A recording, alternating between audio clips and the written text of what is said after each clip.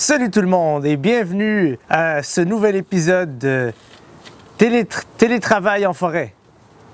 Salut tout le monde et bienvenue à On n'est pas sorti du bois. Hey, salut tout le monde et bienvenue à Un chacal en cavale. Je ne sais pas si vous vous rappelez, dans la première capsule, je vous ai demandé de m'offrir des idées de titres. Pour moi, donner un titre, c'est super important. C'est aussi important que donner un prénom. Puis d'ailleurs, juste avant qu'on aille un peu plus loin,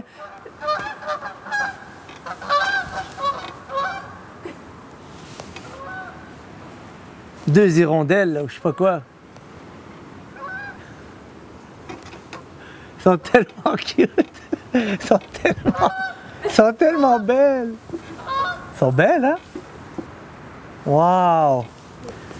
Ferme ta gueule. OK. Ce que j'essaie de dire, c'est je vais prendre mon temps avant de choisir un titre parce que pour moi, donner un titre, c'est comme donner un prénom, c'est super important. Et d'ailleurs, je sais qu'on n'est pas là pour ça aujourd'hui, je ne m'étais pas du tout préparé à ça, mais je pense qu'à cause du confinement, tu sais, ça fait quoi, plus que 45 jours qu'on est coincé, il va y avoir un baby boom après. En même temps, c'est pas de notre faute à la société s'il y a un baby boom. Qu'est-ce que tu veux qu'on fasse? 45 jours coincés avec les mêmes personnes, tous les jours. Salut, ça va? Ouais, toi, hey, ça fait longtemps que je t'ai pas vu. À un moment donné, tu finis tout nu, là, tu sais. Puis c'est comme ça, on passe le temps comme on peut. Je veux pas rentrer dans les détails, mais tu sais de quoi je parle, là. Je peux pas rentrer dans les détails. J'ai de la famille de partout qui viennent écouter mes vidéos. Je peux... Salut, tata, ça va? Alhamdoulilah, tout va bien. Tout ça pour dire, il va y avoir un baby boom et puis il faut donner des prénoms de qualité à cette nouvelle génération qui arrive. Excusez-moi, là, c'est pas vrai qu'on va nommer des millions d'enfants avec des prénoms bâclés parce qu'on est retourné trop vite au travail puis qu'on n'a pas pris le temps de réfléchir à la vraie situation qui est... Ça, c'est des enfants nés de la guerre. Il faut qu'ils aient des noms qui ont du panache. Je veux des prénoms qui sonnent, des prénoms qui résonnent. Fait que bref, parce qu'il va y avoir un baby boom, j'aimerais ça vous donner quelques conseils sur comment choisir les prénoms d'enfants. Comme par exemple, mon épouse et moi, on a déjà choisi le prénom de notre premier fils. Notre première fille, on travaille encore là-dessus. Mais notre premier fils, on a choisi Régimbald parce que Régimbald, ça a de la gueule. Régimbald, ça sonne « j'ai un fiscaliste ». Je sais pas, il y a quelque chose d'autonome dans Régimbald. Il y a quelque chose de... Il naît, il change sa couche lui-même. Fait que c'est ça, le plus important, c'est de tester le prénom dans le plus de situations possibles, le plus de scénarios. Par exemple, non Régimbald, je suis désolé, mais tu vas pas aller à l'ITHQ parce que je suis ton père, je suis le chef suprême, c'est comme ça que ça se passe. Tu vas aller à McGill faire ta médecine comme tes frères et sœurs, de génération en génération. On est médecins depuis Adam et Ève.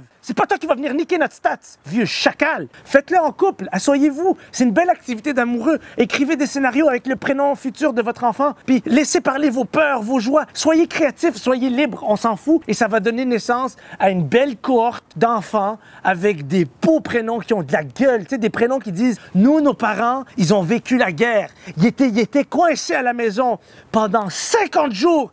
50 jours, il fallait qu'ils regardent Netflix. 50 jours sans arrêt.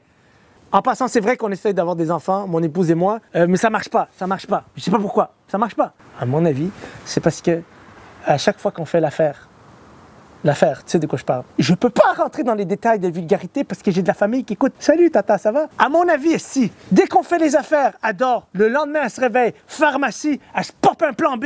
J'ai pas de preuve, hein, j'ai pas de preuve. Je sais, j'ai pas de preuve. Mais des fois dans la vie, la meilleure preuve, c'est ton intuition.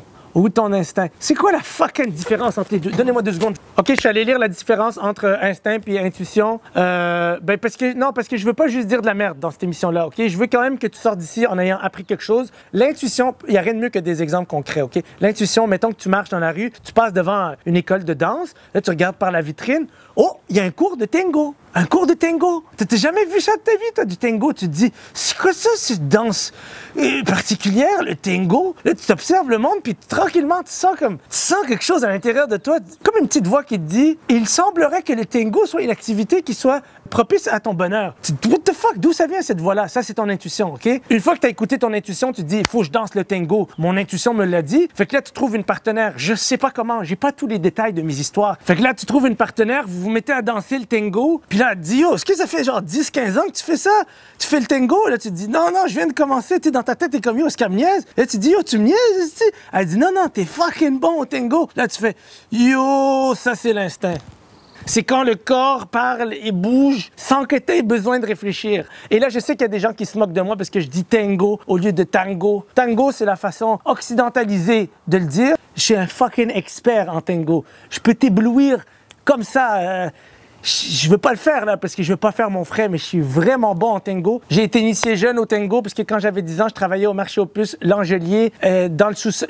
Cherchez-le pas, il existe plus. Il était dans le sous-sol du Walmart. Je dis je travaillais, mais c'était pas mon kiosque à moi, c'était celui de ma mère. J'ai pas le temps de rentrer dans les détails de ma vie, mais tout ça pour dire qu'à 10 ans, je vendais des robes à des Roumaines de 47 ans. Devant notre kiosque, il y avait un couple de latinos qui avaient leur kiosque. Ils vendaient de la musique en cassette puis en CD. Parce qu'en 98, si tu voulais pirater de la musique, fallait que tu ailles dans un sous-sol de Walmart. Et toute la journée, il y avait du fucking tango qui jouait. Et c'est là que j'ai appris à faire le tango. Je suis devenu un expert en tango. Puis c'est eux qui m'ont dit, dis pas tango, dis tango, hostie, respecte-nous. Fait que tous ceux qui se moquaient de moi, allez bien vous faire...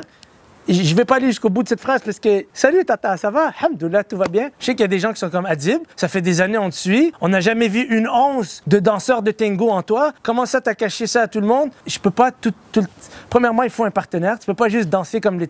Ça se danse pas tout seul, esti, en regardant le mur, le tango. C'est une affaire de communion. OK?